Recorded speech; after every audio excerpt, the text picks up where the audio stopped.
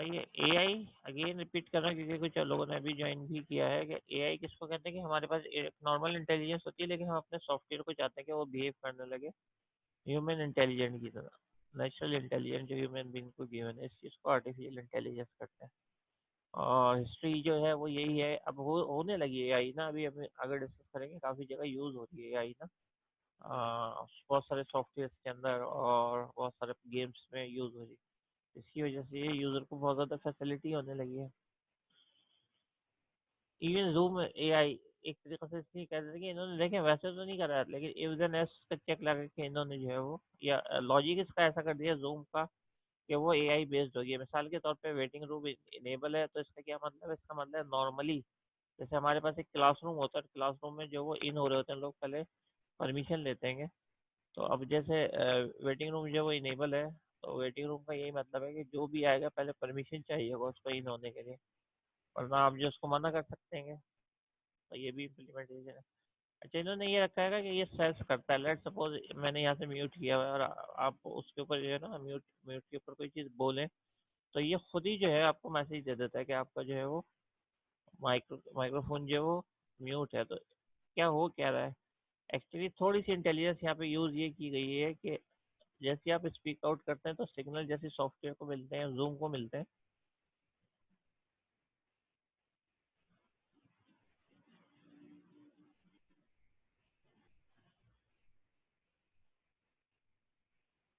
तो ये जो है ठीक है, जूम को सिग्नल मिलता है माइक्रोफोन के थ्रू। तो वो जैसे उसको सिग्नल मिलता है और ये भी वो उसके पास मतलब इनेबल हुआ हुआ था ऑप्शन के साथ, यूजर ने म्यूट भी किया हुआ है। तो इन दोनों को चेक करता है। यानी इसकी एक कंडीशन ये है कि if microphone is equal two of, सही है, और उसको जो है या म्यूट किया हुआ है माइक्रोफोन का, इधर उधर जो स्टेटस है म्यूट किया हुआ है, और यहाँ पे जो है वो आपके पास यानी सिग्नल गया है या साउंड जनरेट हुई है। तो अब ये दोनों चीज़ चेक करते हुए वो आपको मैसेज दे देता है। अब देखें इधर कितना simple if then else use हुआ है। सही है, जो आप लोग यूज करते हैं बिल्कुल वैसे ही यूज हुआ है, लेकिन हो क्या रहा है, हो ये रहा है तो उसके ऊपर जो आपको मैसेज आ रहा है कि आपका तो माइक्रोफोन म्यूट हुआ है, आप क्या अनम्यूट करना चाहते हैं। यानी ये मैसेज सॉफ्टवेयर ने दे दिया। लॉजिक कितनी सिंपल है कि आपके पास जो साउंड जैसे सिग्नल जनरेट हो रहा है माइक्रोफोन के अंदर, तो उसको सेंस करते हुए सिंपल ये चेक कर रहा है कि आपकी स्टेटस जो अनम्यूट है या म्यूट है। अगर आपके पास जो वो म्यूट है, तो वो आपको मैसेज दे रहा है कि भाई आप म्यूट हो, आप बोलना है तो अनम्यूट करो। अब हम बड़े मुतासर होंगे, कोई नया सॉफ्टवेयर चला रहा होगा, वो बोलेगा ये इसको कैसे पता कि मैं जो हूँ अनम्यूट हूँ। लेकिन देखें सिंपल सी लॉजिक्स होती हैं जैसे हम नॉर्मली प्रोग्राम में यूज़ करते हैं, तो वो जो है उसको आपके पास इंटेलिजेंट बना देती हैं। तो लॉजिक अगेन यहाँ पे जो बात आ रही है वो ये कि लॉजिक जो इम्पोर्टेंट है। अच्छा, उसके बाद जो एक्सपर्ट की एक राय है और ये बड़ी इंपॉर्टेंट है, मतलब ये जो डिसएग्री करते हैं बहुत सारे जो रिसर्चर हैं वो, के वो कहते हैं आप एआई कैसे बनाएंगे। आप एआई जो है वो इस तरीके से बना सकते हैं कि आप जो है वो ये समझें कि ह्यूमन की जो नेचुरल इंटेलिजेंस है वो कैसे वर्किंग करती है। अगर आपने जो है ये समझ लिया तो फिर आप जो है वो एआई बेस्ड जो सॉफ्टवेयर बना सकते हैं। रिसर्चर बहुत सारे अभी जो है इसके ऊपर, मतलब इस बात के ऊपर जो है उनकी उनकी स्टेटमेंट यही है। और अगर देखा जाए तो लॉजिकल भी सही है। मिसाल के तौर के ऊपर अगर आपसे ये कहा जाए अकाउंटिंग का एक सॉफ्टवेयर बना दें, तो आप क्या करेंगे? आप पहले उसको जो सीखेंगे कि अकाउंटिंग होती कैसे, या फिर वहाँ जाके ऑफिस में देखेंगे कि क्रेडिट क्या हो रहा है, डेबिट क्या हो रहा है। ये तमाम चीज़ें जब आपको इन्फॉर्मेशन ये अच्छे तरीके से समझ में आ जाएगी, फिर आप उसको कोड करेंगे इफ देन एल्स के थ्रू, वाइल के लूप्स के थ्रू, और आप एक छोटा सा अकाउंटिंग सॉफ्टवेयर बना देंगे। लेकिन हुआ ये कि अकाउंटिंग पहले आपको समझना पड़ेगी किसके लिए, अकाउंटिंग सिस्टम बनाने के लिए। तो ऐसे जो ये जो एक्सपर्ट जो अपनी राय दे रहे हैं वो ये कह रहे हैं कि ह्यूमन जो है वो उसकी कैसे जो इंटेलिजेंस वर्क करती है, अगर आपने ये समझ लिया, या वो कैसे थिंकिंग करता है, अगर आपने ये समझ लिया, तो इसका मतलब आप जो वो आर्टिफिशियल इंटेलिजेंस सॉफ्टवेयर बना भी सकते हैं अगर आप उसको फॉलो करेंगे। लेकिन बैड लक ये है कि हम कहते हैं ठीक है साइंस ने बहुत तरक्की कर ली है, लेकिन अगेन इंटरनली माइंड में क्या हो रहा है, हम कैसे सुन रहे हैं और उसका कैसे रिस्पॉन्स दे रहे हैं फौरन, और कोई जो हमसे बात कर रहेगा, तो ये चीज़ जो है वो अभी तक थ्योरेटिकल है। मतलब ये नहीं कि इनको जो है फिजिकली जो है आपने किसी ने देखा हो कि ऐसा होता है, या हाँ, ये पता है ब्रेन है उसके अंदर सारी प्रोसेसिंग होती है ह्यूमन बीइंग की, लेकिन कैसे होती है, हाउ हाउ जो है ना, हाउ वो अभी तक अननोन है कि इंटरनल हो क्या रहा है। ठीक है, बहुत बहुत सारी चीज़ें अननोन है, तो इसलिए इसका मतलब है आप जो है ये जो प्रोसेस है अंडरस्टैंडिंग का, कि आप कैसे चीज़ों को समझते हैं, ये भी क्लियर हमें खुद नहीं है अपने मुताल्लिक। तो इंटरनल ब्रेन में क्या होता है कि हमें जो है वो मेमोरी भी आ जाती है, मेमोरी से मैच भी कर लेते हैं और फिर फ़ौरन जो रिस्पॉन्स भी कर देते हैं किसी को। फॉर एग्जाम्पल कोई मिलने आया, ठीक है, अगर आप उससे पहले मिले होंगे तो जाहिर ही बात है फिर आप आराम से बात कर लेंगे, क्योंकि वो आपकी मेमोरी ने रिस्पॉन्स कर दिया। लेकिन अगर जो है वो पहली दफ़ा आया तो आप मतलब ये है कि उससे पूरा इंट्रोडक्शन ले रहे होंगे। ठीक है, तो ये इसकी एक एग्जांपल है।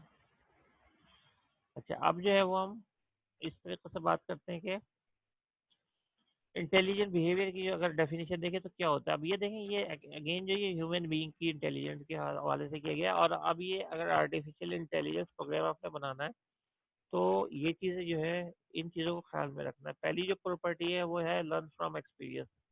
ये कौन करता है? ये और अप्लाई नॉलेज करे, मतलब एक्सपीरियंस से लर्न करके अप्लाई नॉलेज करना। तो ये एक्चुअली कौन करता है? ये हमें करता है एक ह्यूमन बीइंग ब्रेन।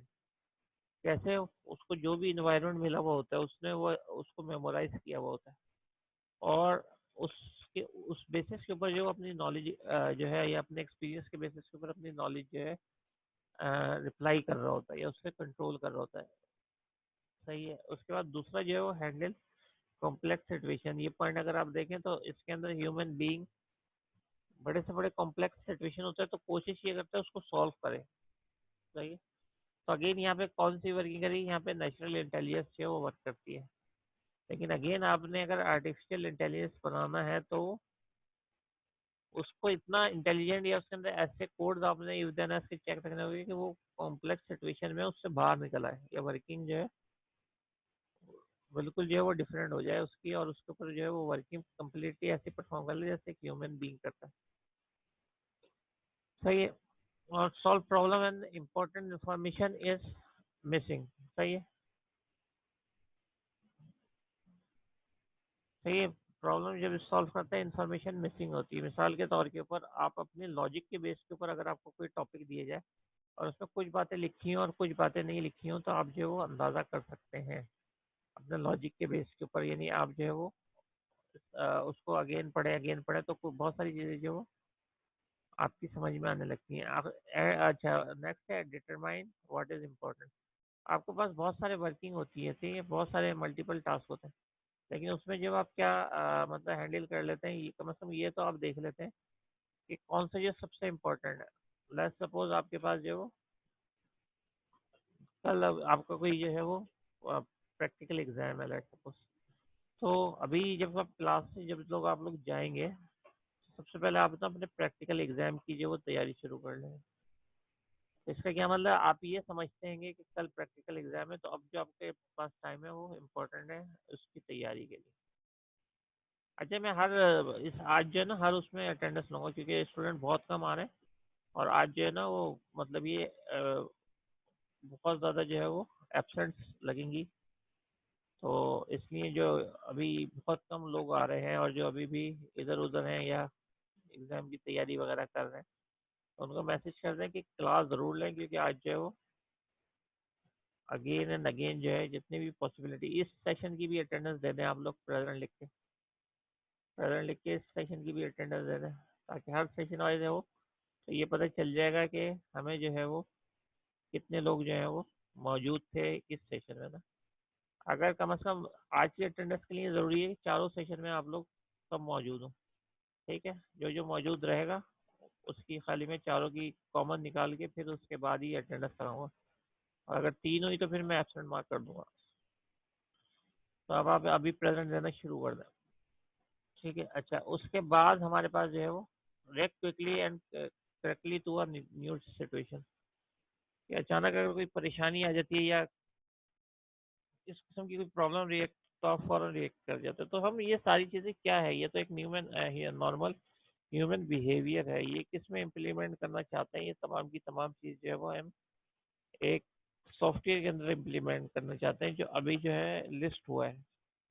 सही है। जो मैंने आपको एक ह्यूमन बीइंग के नेचर की प्रॉपर्टी बताई है, तो ये हमारी रिक्वायरमेंट है इंटेलिजेंट बिहेवियर की। तो ये हम जो है वो कंप्यूटर या उसके प्रोग्राम्स जो सॉफ्टवेयर जो बनाएंगे उसमें हम इम्प्लीमेंट करते हैं। तो ये बेसिक रिक्वायरमेंट होती है। अच्छा, एआई का एरिया जो बहुत ज़्यादा वास्ट है, इसलिए कि अब एआई जो है वो बहुत जगह यूटिलाइज हो रहेगा और इसकी एप्लीकेशन बहुत ज़्यादा है। और ये जो है एक कंप्यूटर साइंस की ऐसी ब्रांच है जिसको जो हमेशा जो है वो आप कह सकते हैं नेक्स्ट जनरेशन ब्रांच रही है, यानी कि ऐसे सॉफ्टवेयर जो अभी मार्केट में आने वाले होते हैं तो उनके ऊपर ये वर्किंग कर रही होती है। नॉर्मल जो प्रोग्रामिंग है वो तो यही है, सॉफ्टवेयर इंजीनियर के लिए सॉफ्टवेयर मिला और आपने जो उसको प्रोग्राम करके किसी बिजनेस का दे दिया, तो ये तो नॉर्मल सॉफ्टवेयर होता है। लेकिन अगर आप वैसे देखें तो एआई जो है वो एडवांस प्रोग्रामिंग होती है कि आने वाले वक्त के अंदर या अभी करंटली जो हट के वर्किंग हो रही है वो क्या हो रही है, और उस बेस के ऊपर जो है वो आप नए चीज़ें जो एक्सप्लोर कर रहे होते हैं। अब देखिए इसमें सबसे अभी हम मतलब आप देखेंगे ये जो मैं अब इसको एप्लीकेशन बताऊंगा वो आप देखेंगे और आप देखेंगे उसके कितने एडवांटेज है, और बहुत सारे लोग आप में से ये एप्लीकेशन जो यूज़ भी कर चुके हैं ना। तो फॉर एग्जाम्पल सबसे पहले ये एक्सपर्ट सिस्टम, तो एक्सपर्ट सिस्टम क्या होता है, वो रिकमेंड करता है, वो रिकमेंड करता है कोई भी चीज़ जिसके टॉपिक के ऊपर वो बना हुआ होता है, तो उसकी रिकमेंडेशन जो है वो जो भी वो रिकमेंड करता है उसके बेसिस के ऊपर ह्यूमन बीइंग को डिसीजन लेने के अंदर आसानी हो जाती है। तो इसका मतलब एक्सपर्ट सिस्टम जो है वो एक डिसीजन मेकिंग आपके पास सॉफ्टवेयर होता है जो कि आपको किसी भी सिचुएशन के अंदर मतलब बेस करते हुए उसकी एक्सपर्टीज प्रोवाइड करता है कि उस प्रॉब्लम को सोल्यूशन जो आप प्रोवाइड कर रहे हैं वो एक्सपर्ट लेवल पे क्या कहती है उस सोल्यूशन। ठीक है, इसकी एग्जांपल हो गई, एक एग्जांपल दे देता हूँ, मेडिकल डायग्नोसिस सिस्टम होता है, उसमें जो है लोग सिम्टम्स अपनी इनपुट करते हैं, और अगर वो एक पर्टिकुलर उस उससे उससे जो मैच कर जाए, सही पर्टिकुलर सिचुएशन से मैच कर जाए, तो फिर उसके बाद जो एक्सपर्ट जो भी होती है सजेशन वो आ जाती है। सही है? तो ये इतने लेट स्टूडेंट ये अभी वेटिंग रूम में।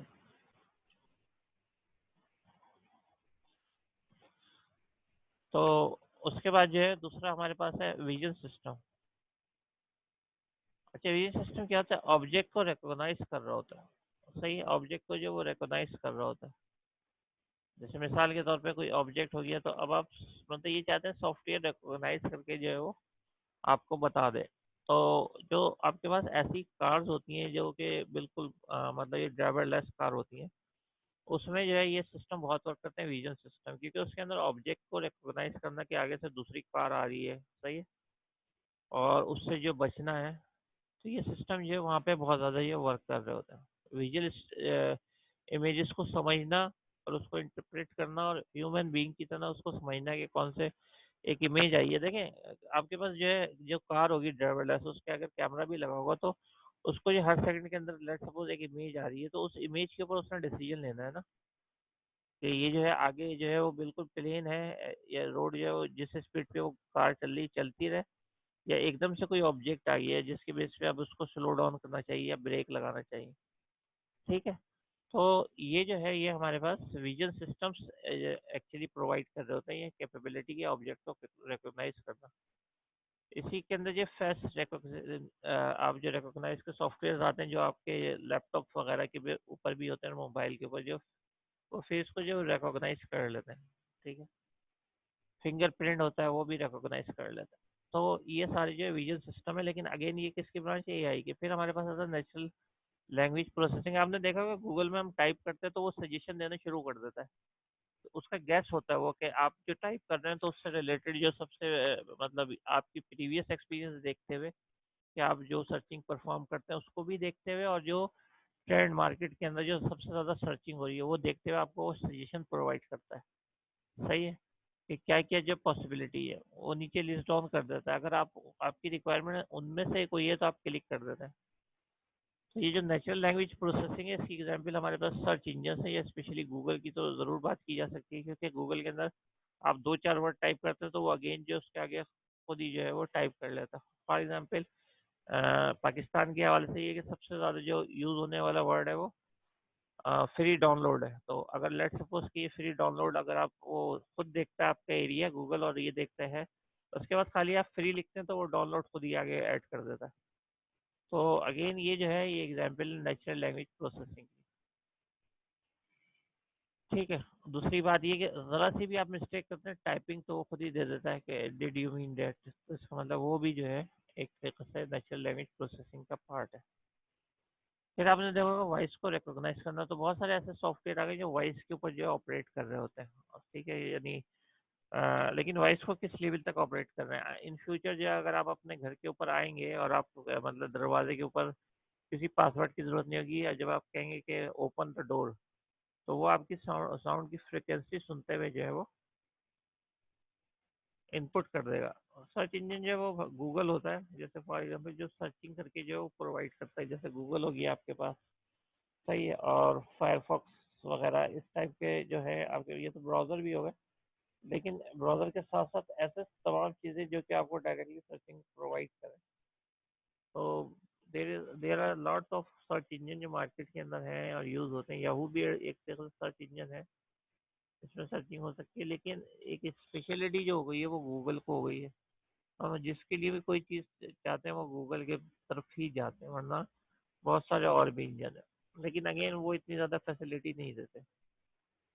सही है, तो वॉइस को रिकॉग्नाइज करना, वॉइस के ऊपर जो है वो अच्छा, हम भी वॉइस को देखें, इंटेलिजेंस की बात की जा रही है और आर्टिफिशियल, तो आपके इंटेलिजेंस कैसे जो वर्किंग करती है, वो ऐसा करती है कि लेट सपोज कोई आपका दोस्त हो, आप उसकी तरफ देख भी नहीं रहे हो और वो आया हो आपके मतलब घर में, या आप क्लासरूम के अंदर एंटर हो और वो आवाज़ दे, तो अब आप उसकी तरफ देखते नहीं, लेकिन आपको पता चल जाता है कि वो कौन है। तो ये जो है ये किसका पार्ट है, ये नेचुरल इंटेलिजेंस का, क्योंकि आप रिकॉग्नाइज कर लेते हैं उसकी फ्रिक्वेंसी के बेसिस के ऊपर कि ये कौन है। तो ऐसी जो है कंप्यूटर सिस्टम भी रिकॉग्नाइज करता है, या सॉफ्टवेयर जो है लैपटॉप या मोबाइल जिसके ऊपर जो है वो आपके पास वॉइस के थ्रू आप रिकॉग्नाइज कराना चाह रहे होते हैं। फिर है गेम थ्योरी जो है वो इतनी वास्ट फील्ड है कि दुनिया की जितने भी अभी तक गेम्स वगैरह बन रहे हैं, तो उसके बैकग्राउंड के अंदर पूरी गेम की थ्योरी जो है वो खत्म की जाती है, और ये एक सब्जेक्ट का भी नाम होता है। ठीक है, तो इसके अंदर भी हम एग्जाम्पल अभी देखेंगे कि गेम थ्योरी के बेसिस के ऊपर क्या मिला। फिर उसके बाद है न्यूरल नेटवर्क, ये जो है ये समझ लें डीप लर्निंग, या एक मशीन लर्निंग होती है, ठीक है, और एक होती है डीप लर्निंग। अच्छा, मशीन लर्निंग भी पार्ट है आपका किसका, एआई का। तो मशीन जो है आपके डेटा, जो पास डेटा उसके बेस बेस पहले वो लर्न करे, और उसके बाद लर्निंग करने के बाद, यानी उसको लर्निंग का मतलब यहाँ पे उसको एनालाइज करे, कि एनालाइज करे एक चीज़ आपका प्रीवियस डेटा को, और उसकी बेस के ऊपर ये कोई चीज़ आपको प्रेडिक्ट करके दे दे कि जी ये आपने जो मुझे डेटा दिया था उसके बेसिस के ऊपर अब जो आप प्रेडिक्शन दे रहे हैं, तो वो ये है। इसकी एग्जांपल ऐसे समझ लें जैसे आपके पास एक ये सब्जेक्ट है डबल आईसीटी का, तो ये अब आपको जो है ना पूरा का पूरा गिवन होता है कि ये पूरा पढ़ाया गया, पूरी स्लाइड्स या बुक या नोट्स इस तरीके की चीज़ है ना, लेकिन एंड में जो है वो आपका क्या होता है, एक एग्जाम होता है। तो अब ये मशीन के अंदर क्या है, मशीन लर्निंग के अंदर ये पहले डेटा को ट्रेन करते हैं, ओरिजिनल डेटा को उसका दो पार्ट कर लेते हैं, एक ट्रेनिंग डाटा, एक टेस्टिंग डाटा। तो शुरू में जो है वो आप उसको ट्रेनिंग दे रहे होते हैं, और जो टेस्टेड डेटा होता है फिर उससे मैच करके देखते हैं कि वो कितना करीब आ रहा है रिजल्ट, क्या सेम वही आ रहा है या हर दफ़ा थोड़ा थोड़ा चेंज आ रहा है। ठीक है, तो ये मतलब ये कि इसका क्या मतलब, वो जो है जो चेंज आ रहा है या वो आ रहा है, तो मशीन लर्निंग इटसेल्फ जो एल्गोज यूज हो रहे हैं वो भी एआई बेस्ड है। अच्छा, एंड में हम क्या स्टूडेंट से करते हैं, ये पूरा पढ़ा दिया उसके बाद उसका टेस्ट लेते हैं, और पूछतेंगे जो पढ़ाया उससे पूछतेंगे कि ये आप जो क्वेश्चंस होते हैं आपके पास वो इसी में से गिवन होते हैं, और वो जो आपसे पूछा जाता है उसमें यही होता है कि जो पूरे साल पढ़ा हुआ होता है उससे पूछा जाता है, तो इसका मतलब अब हम टेस्टिंग कर रहे हैं। तो मशीन लर्निंग इसी कॉन्सेप्ट के ऊपर वर्क करता है। इस तरीके से पहले जो है वो आप उसको लर्न करवाते हैं, यानी जैसे एक आपकी क्लास है उसको जैसे अभी डबल आईसीटी की जितने भी टॉपिक्स हैं वो एक तरीके से बताया गया या समझाया गया, ताकि लर्निंग का प्रोसेस हो। अब जब फाइनल एग्जाम होगा तो वो क्या होगा, वो टेस्टिंग होगी, ये चेक किया जाएगा कि किसने कितने अच्छे तरीके से लर्न किया है।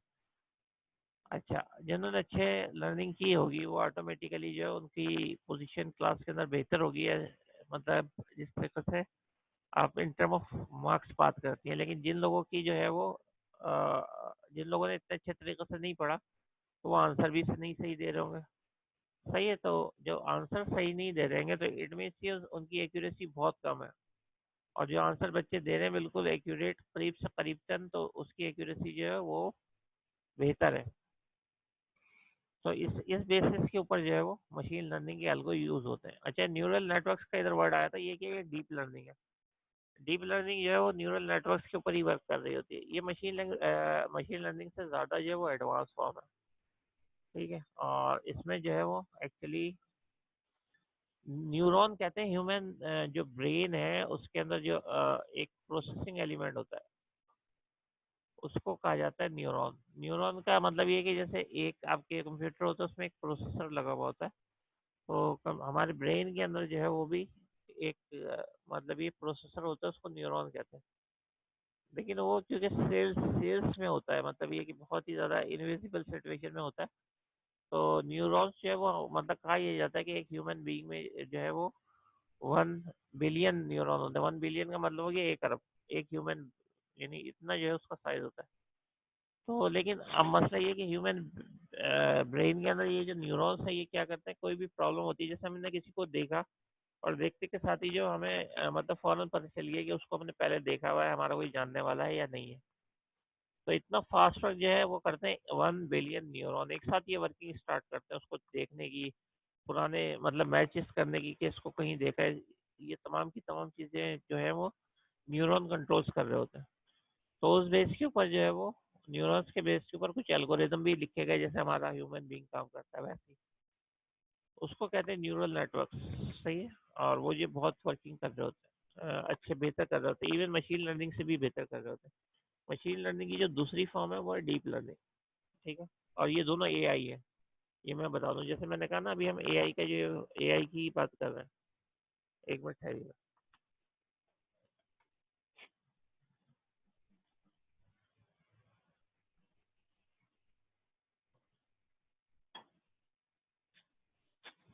अच्छा, फिर ये वर्चुअल रियलिटी। वर्चुअल रियलिटी का क्या मतलब है, ऐसी रियलिटी जो कि मतलब हमें जो है जिसका अभी इस इस लिहाज से जो है कोई अंदाज़ा नहीं है, या ये जो है एक इस तरीके से क्रिएट होती है जो कि सिमुलेटेड इन्वायरमेंट होता है। सिमुलेटेड का मतलब ये है कि एक्चुअली आपके पास वो होता नहीं है, लेकिन जैसे गेम है, आप गेम खेलें, आप गेम में एक पूरा इन्वायरमेंट होता है 3D के बेसिस के ऊपर ना, कि 3D फिगर्स होती है वहाँ पे और इमेजेस बन रही होती है, तो वो हमें बिल्कुल रियल में लगने लगता है। तो एक्चुअली ये है वर्चुअल रियलिटी। और वर्चुअल रियलिटी में अब जो है बहुत एडवांटेज जो है उसका ट्रेनिंग्स दी जाने लगी है, कि अगर सिमुलेशन का मतलब होता है कि रियलिटी के अंदर जो कुछ है उस तरीके से जो करके बताया जाए। अब इसके अंदर कार ड्राइविंग है, उसके अंदर कार ड्राइविंग के अंदर पहले तो ये ना कि आप मतलब कार निकालें फिर उसको किसी मैदान में लेके जाएं, लेकिन जहाँ पे आप जो ट्रेनिंग है या मोटर ट्रेनिंग है वो जहाँ पे ये वर्चुअल रियलिटी इम्प्लीमेंट है उसमें आपको एक कार में बिठाया जाता है। आगे आपके पास एक वर्चुअल चल रहा होता है, मीन्स ये कि इन्वायरमेंट जिससे आपको जो है वो बचना होता है, सामने से कोई कार आ रही है या इस तरीके से। तो आप इससे पहले कि आप मेन रोड के ऊपर जाते हैं या सिंपल आप फर्स्ट टाइम जाते हैं, तो इतने ज़्यादा आपको वर्चुअल रियलिटी के अंदर प्रैक्टिस करवा दी जाती है कि फिर आप बहुत ज़्यादा एक्यूरेट होते होते हैं। और सॉफ्टवेयर ही आपको बता रहा होता है कि कितनी परसेंट एक्यूरेसी आपने गेन कर लिया आपकी मूवमेंट के ऊपर, कि जो भी आप मूव कर रहे हैं सही, किसी ऑब्जेक्ट से बच रहे हैं या उससे टकरा रहे हैं, उस बेस के ऊपर वो उसकी आपकी एक्यूरेसी जो वो कैलकुलेट कर रहा होता है। वर्चुअल रियलिटी की और एग्जांपल ये है कि जितनी भी ट्रेनिंग आपके पास होती है डिफेंस की ना, प्लेन के अंदर बिठा के उसको प्लेन कैसे फ्लाई करना है, क्या इन्वायरमेंट होगा, ये पायलट्स को तमाम जो है पहले से बता दिया जाता है। तो ये होता है कि जब वो एक्चुअल प्लेन को फ्लाई कर रहे होते हैं, तो फिर वो वर्चुअल रियलिटी के एनवायरनमेंट से क्योंकि बहुत ज़्यादा यूज टू होते हैं, तो बहुत बेहतरीन उनकी ट्रेनिंग हो जाती है। अच्छा, रोबोट्स का बड़ा सिंपल से डेफिनेशन है, और डेफिनेशन ये है कि वो जो है अपने सेंसर्स लगे होते हैं रोबोट में ना, रोबोट जो वर्क करता है वो सेंसर्स के बेस के ऊपर करता है। मीन्स अगर उसका उसके आगे आपने उसके आंखों की जगह सीसीटीवी कैमरा लगा दिया, तो उसमें जो इमेज आ रही है उस इमेज को प्रोसेस करके ये बता सकता है, जैसे भी हमने पढ़ा कि विजन जो सिस्टम्स होते हैं, कंप्यूटर विजन सिस्टम, तो ये बता सकता है आगे कोई ऑब्जेक्ट है या नहीं है। ठीक है, तो ये सेंसर्स होते हैं, सेंसर जो है वो डिफरेंट टाइप्स के लगे हुए होते हैं, और उसके बेसिस के ऊपर जो सेंसर्स की इनपुट होती है, तो अब वो प्रोग्राम्ड होता है इफ देन एल्स के, अगर सेंसर की इनपुट ये हो। लेट सपोज एक एग्जांपल कंसीडर करते हैं कि एक आपने जो है एप्लीकेशन बनाई है, वहाँ पे जो है ना कोई मतलब ऐसी जगह है जहाँ पे आपके पास फायर का थोड़ा सा डेंजर है कि फायर हो सकता है, और आपने बनाई है, तो उसके अंदर क्या होगा कि आपने सेंसर कौन सा लगाया, हीट का लगाया या स्मोक सेंसर लगाया। अब आपने एक सॉफ्टवेयर भी उसके साथ तैयार कर लिया। अब लेट्स सपोज आप बोलते हैं टेम्परेचर, नॉर्मल टेम्परेचर क्या होता है? नॉर्मल जो है वो आपके पास अगर गर्मियों के भी दिन है और ये स्टार्ट हो रहा है, तो वो मतलब 0 से लेके लेट सपोज हम कर लेते हैं 45, और 45 जो है बहुत ही कम होता है, या 50 भी आप कर लें। लेकिन लेट सपोज उस रूम का टेम्परेचर जो है 50 सेंटीग्रेड से भी ऊपर हो रहा है, इट मीन्स ये कि वहाँ पे कोई फायर वगैरह इस टाइप की कोई चीज़ हो गई है। तो इस बेस के ऊपर सेंसर की इनपुट जो आ रही है उसमें आपने टेम्परेचर रीड करा, वो कितनी है? 50 से ग्रेटर हो गई, सही है ना? लेट सपोज तो आपने फौरन जब ये देखा तो आपने एक अलार्म जनरेट कर दिया, सही है? या आपने एक मैसेज जनरेट करके जो करीबी फायर ब्रिगेड के ऊपर भेज दिया। अब ये वाला नहीं है कि आप जो वहाँ पे अलार्म जो है वो बचा देंगे, ये वाली बात नहीं है।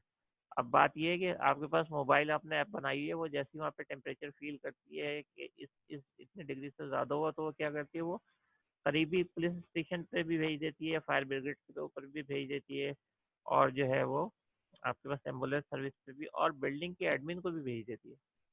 ठीक है, ये सारे मैसेज जनरेट हो गए कि उस रूम के अंदर, पर्टिकुलर रूम में जो सेंसर है वो ये रीडिंग दे रहा है। तो अब आपने लोकेट भी कर लिया कि कहाँ पे ये सिचुएशन है, क्योंकि जो आपके पास सेंसर होते हैं वो बाई नंबर होते हैं या हर रूम के डिफरेंट होते हैं, तो वो आपको सॉफ्टवेयर बता रहा है।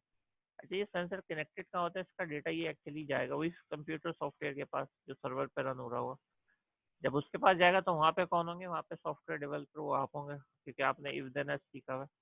तो आपने फौरन ये देखना है कि अगर वो टेम्परेचर है ग्रेटर देन लेट्स सपोज 50 है, या ग्रेटर देन इक्वल टू 50 है, तो वहाँ पे जो है एक डेंजर मतलब सिचुएशन जो है वो थोड़ी एबनॉर्मल हो गई है टेम्परेचर के हवाले से, जो कि इंडिकेट कर रही इंडिकेशन दे रही है कि वहाँ पे जो फायर हो गया। तो ये सारे लॉजिक्स होते हैं रोबोट्स के या इंटेलिजेंस सिस्टम के, वो सेंसर से रीड करते हैं। अब आईओटी जो है, इंटरनेट ऑफ थिंग, वो टोटली बेस्ड जो है वो इसी चीज़ के ऊपर कर रहा है कि सेंसर से इनपुट होती है, और सेंसर से इनपुट होने के बाद फॉरन जो है ना जनरेट हो जाता है। एक प्रोजेक्ट है ई कॉल, वो यूरोप का प्रोजेक्ट है, यानी यूरोप वालों ने स्टार्ट भी कर दिया उसे। उसके अंदर ये होता है कि कार के अंदर आपके पास जो भी कार है आप रजिस्टर करवा लेते हैं, उसकी कोई फीस होती है, वो रजिस्टर करवा लेते हैं। तो वो आपको एक सिम टाइप की चीज़ देते हैं जो कि अटैच होती है आप अपनी कार के अंदर कहीं पे, आप नहीं करते, वो खुद ही फिट कर देते हैं, जैसे ट्रैकर सिस्टम होता है, बिल्कुल ऐसे। अब ये कि आपकी कार जो है वो मूव कर रही है कहीं पे, कोई ऐसे एरिया है जहाँ पे कोई भी ना, कोई एम्बुलेंस है आसपास, ना पुलिस है, और लेट्स सपोज एक्सीडेंट हो गया, तो एक खास पर्टिकुलर जब एक मतलब साउंड जनरेट होती है, सही है, कोलिजन की या किसी चीज़ से टकराने की, तो उसको फौरन जो है ना वो सेंस कर लेती है वो डिवाइस, और वो सेंस करने के बाद जब क्लाउड के ऊपर भेजती है मैसेज कि यहाँ पे ये हुआ, तो क्लाउड से उसके पास ना मतलब कोई भी ऑपरेटर होगा वो उसको फ़ोन करता है कि खैरियत तो है। अब सपोज करें कि वो आंसर ही नहीं दे पा रहा है, इसका मतलब है कि बहुत सीरियस सिचुएशन है, और उसकी पूरी लोकेशन और सब कुछ जो है कहाँ पे आ रही है, वो उनके पास आ रही है कि कहाँ पे सोफा मौजूद है, क्योंकि लोकेशन तो वो ऑन करवा होती है उसकी।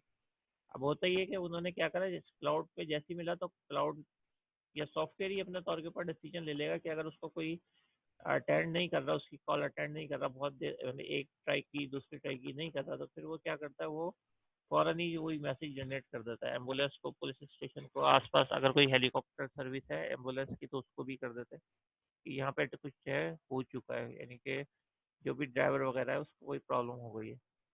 तो ई कॉल सक्सेसफुली वहाँ पे इम्प्लीमेंटेड भी है, और अगर आप चाहें यूट्यूब के ऊपर ई कॉल देखें तो ये बहुत जो है अभी ये नहीं 2 3 4 साल हो गए, और बहुत ज़्यादा हेल्पफुल रहा है वहाँ पे जहाँ पे इस टाइप के एक्सीडेंट होते हैं। अच्छा, अगर आप देखें कि ये रोबोट्स की जो टाइप होती है, तो अगेन ये हो गई सेंसर हो गए, सेंसर के थ्रू वो इनपुट करता है, और आउटपुट जो वो कर रहा होता है वो करता है एक्चुएटर। एक्चुएटर किसको कहते हैं? एक्चुएटर ये कहते हैं कि कोई भी उस रोबोट के जो है कोई हैंड है जिससे जो वो रिस्पॉन्स कर रहेगा, ठीक है। अच्छा, टाइप्स ऑफ रोबोट के अंदर मोबाइल रोबोट होता है, ये ऐसे रोबोट्स होते हैं जो कि एक जगह से दूसरी जगह जो मूव कर रहे होते हैं, ठीक है। यानी इसकी ह्यूमन टाइप की भी हो सकती है, चलने वाली भी हो सकती है, इनकी जो है वो व्हील भी हो सकते हैं, ये मोबाइल रोबोट्स कहलाते हैं। ये भी इन्वायरमेंट से इनपुट लेते हैं और जो है रिस्पॉन्स देते हैं। मिसाल के तौर के ऊपर अभी जब कोरोना था दुबई वगैरह के अंदर, तो उन्होंने रोबोट्स जो है वो बाहर होते थे, और रोबोट जो है वो खुद ही चेक करके या इमेजेस लेके भेजते थे कि जहाँ पे भी उनको मोशन डिटेक्ट करके कि मोशन हो रही है, वो लोग क्या करते थे, वो फौरन जो है इमेज लेके भेज दिया करते थे। तो वो जो कंट्रोल होती थी आपके पास सेंट्रल कंट्रोल रूम से, वहाँ से जो वो भेज दी जाती थी, सही है, सेंट्रल कंट्रोल रूम से। कि अगर लेट्स सपोज वहाँ पे कोई मूवमेंट हुई है तो वहाँ पे कंट्रोल वो लेके फिर देखते थे कि क्या मूवमेंट हो रही है। अगर कोई पर्सन चल रहा है तो उसको वार्निंग दे दी जाती थी कि भाई अभी जो है कोरोना की वजह से लॉकडाउन है तो आप वहाँ से चले जाए। रोबोटिक्स आर्म बड़े इंपॉर्टेंट है। सेकंड वाला रोबोटिक्स आर्म ये है कि आपके पास इनपुट, अगर आपने देखा नेशनल ज्योग्राफिक के अंदर, तो वो कार के ऊपर इंजन से लेके, इंजन फिटिंग से लेके उसके ऊपर जो पेंटिंग वगैरह होती है वो सारे रोबोट्स कर रहे होते हैं, उसकी फिटिंग रोबोट्स कर रहे होते हैं। ठीक है, तो ये जो जापानी कार्स हैं इसके, ये जो हमारी लोकल कार्स के मुकाबले में इतने अरसे चल जाती है, तो उसका रीज़न जो है ये होता है, और उनकी इतनी कॉस्ट होती है, वो ये होता है कि वो ह्यूमन बींग्स से नहीं बनाई हुई होती है, वो रोबोट्स से बनाई हुई होती हैं। और रोबोट्स के पूरे प्रोग्राम्ड होते हैं कि इसके अंदर आपके पास जो प्रिसीशन के बाद, इतने इंचेस के बाद, इतने सेंटीमीटर्स के बाद जो है कोई आपके पास वेल्ड होना ही होना है, तो इसीलिए कोई प्रॉब्लम नहीं आती।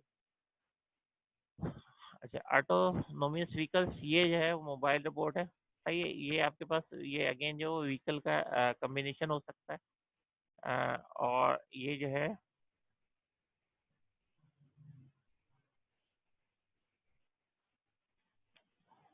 ठीक है, ऑटोनोमिस, अच्छा इसके अंदर वो भी आ जाता है कि जैसे आपके पास ड्राइवरलेस कार वगैरह। एक जो सॉफ्ट बोट है, सॉफ्ट बोट जो है वो एक्चुअली क्या है कि आप जो है वो जो सॉफ्टवेयर बना रहे होते हैं आर्टिफिशियल इंटेलिजेंस बेस, और जो कि हार्डवेयर को कंट्रोल कर रहे होते हैं, वो कहलाते हैं सॉफ्ट रोबोट्स। सही। और इसके बाद जो है वो मतलब इसके अंदर वही हो गए जो आप ये डीप लर्निंग और मशीन लर्निंग बेस्ड जो प्रोग्राम या पाइथन यूज करते हुए यूज कर रहे होते हैं, वो वाले हो गए। अच्छा, नानो बोट्स जो है वो क्या होते हैं, वो बिल्कुल ही माइक्रोस्कोपिक लेवल के ऊपर वर्ल्ड उसकी बात करें, मिसाल के तौर पे अब जो है वो रोबोट जो है वो आप मतलब इतने ज़्यादा जो है वो आप ऑपरेट उससे कर रहे होते हैं कि वो विजिबल भी नहीं होते, और वो बिल्कुल इंजेक्शन वगैरह के थ्रू जो है यूज़ किए जाते हैं। जैसे एंजियोग्राफी वगैरह होती है तो उसके अंदर भी जो है वो सब कुछ डॉक्टर कोई इन नहीं होता, वो सब कुछ कैमरे के ऊपर उसको विजिबल होता है, और वहीं से बैठ के वो उसको जो कुछ भी उसको करना होता है, स्टैंड वगैरह ये चेंज करनी होती है तो वो कर देता है। तो नॉन रोबोट्स जो इन फ्यूचर क्या करेंगे, खुद ही जो है ह्यूमन बींग की बॉडी में जाके थ्रू इंजेक्शन वगैरह और ऑपरेट जो है वो और बेहतर तरीके से कर पाएंगे, जैसे आप होता है कि कैमरे के थ्रू क्या करना है क्या नहीं करना। इवन जो भी सर्जरी हो आपके पास नॉन रोबोट्स किया करेंगे। फैक्ट्री रोबोट अभी जैसे मैंने एग्जाम्पल दी है, नॉर्मली हमारे पास जो होते हैं वो फैक्ट्रियों के अंदर जो है वो यूज़ हो रहे हैं, जैसे आपके पास मैकेनिकल है, वेल्डिंग है, पेंटिंग है। ये भी जैसे अभी बात की जापान वगैरह, बहुत सारी जो है आपके पास पैकिंग के काम आते हैं। सही। प्रोडक्शन पैकिंग हो रही है तो एक खास टाइम के बाद जो है वो, जब जितने आपके पास प्रोडक्ट जमा हो गई उसके बाद वो क्लोज कर देंगे आपके पास एक कॉटन, और उसके बाद नेक्स्ट कॉटन जो है वो ओपन हो जाएगा। इलेक्ट्रॉनिक सपोर्ट जो होता है वो और ज़्यादा आपके पास कॉम्प्लेक्स टास्क करते हैं, जैसे आपके पास मदरबोर्ड बनते हैं या उसके ऊपर जो आईसीज लग रही होती हैं, तो ये कोई ह्यूमन बींग जो है वो नहीं कर रहा होता। ह्यूमन बींग अगर करे तो उसमें बहुत एरर आ जाए।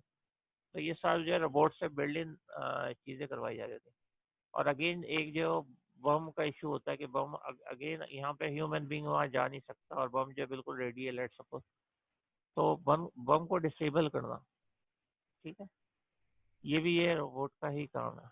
और ऐसी जगह जहाँ ह्यूमन बींग नहीं जा सकते, जैसे वाल्किनोज हो गए, अंडर वाटर हो गया, और दूसरे प्लांट हो गए, तो वहाँ पे रोबोट जो है वो वर्क करते हैं। जैसे मार्स वगैरह के ऊपर रोबोट्स हैं, वो जाते हैं, या कोई और मिशन के ऊपर नासा भेजता है, तो वो उस इन्वायरमेंट में जाते हैं जहाँ पे ह्यूमन बींग जो वहाँ का टेम्परेचर वगैरह कुछ बर्दाश्त नहीं कर सकते।